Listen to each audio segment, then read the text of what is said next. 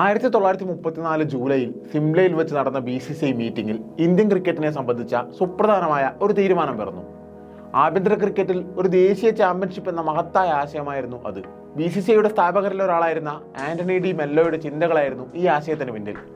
The cricket championship of India എന്ന പേരായിരുന്നു ടൂർണമെന്റിന് നിർദ്ദേശിക്കപ്പെട്ടതെങ്കിലും പിന്നീട് അത് രഞ്ജി ട്രോഫി എന്ന പേരിലേക്ക് മാറി. രഞ്ജി ട്രോഫി എന്ന ക്രിക്കറ്റ് ടൂർണമെന്റിനെ കുറിച്ച് നമുക്ക് ഏവർക്കും അറിയാമെങ്കിലും ആ പേരിനെ കുറിച്ച് അധികം ആൾക്കൊന്നും ധാരണയുണ്ടാകാൻ സാധ്യതയില്ല. രഞ്ജിത് സിംഗ് ജി എന്ന മുൻ ക്രിക്കറ്റ് താരത്തിന്റെ സ്മരണാർത്ഥമാണ് ടൂർണമെന്റ് ആ പേര് സ്വീകരിച്ചത്. ഇന്ത്യയിലെ ഏറ്റവും പ്രധാനപ്പെട്ട ക്രിക്കറ്റ് ടൂർണമെന്റിന് പേര് നൽകാൻ മാത്രം ആരായിരുന്നു രഞ്ജിത് സിംഗ് ജി?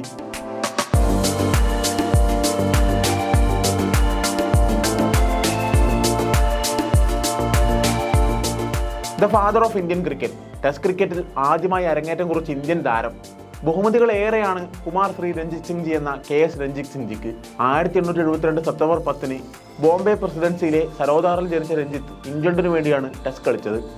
1896 മുതൽ 1902 വരെയുള്ള കാലയളവിൽ അയാൾ ഇംഗ്ലീഷ് കുപ്പായമണിഞ്ഞു. നവനഗറിലെ രാജാവായിരുന്ന ജാം സാഹിബിന്റെ ദത്തുപുത്രനാണ് രഞ്ജിത്ത്. രാജ്കോട്ടിലെ രാജ്കുമാർ കോളേജിൽ പഠിക്കുന്ന സമയത്താണ് ഇയാൾ ക്രിക്കറ്റിന്റെ ബാലപാഠങ്ങൾ പഠിക്കുന്നത്. തുടർന്ന് ഉപരിപഠനത്തിനായി ഇംഗ്ലണ്ടിലെത്തിയ രഞ്ജി അവിടെ നിന്ന് മികച്ച കളിക്കാരനായി വളരുകയായിരുന്നു. 1893 ഫസ്റ്റ് ക്ലാസ് ക്രിക്കറ്റിൽ അരങ്ങേറിയ Ranjit Singh ji Sussex, Cambridge, London county തുടങ്ങിയ ടീമുകളുടെ ജേഴ്സി അണിഞ്ഞു.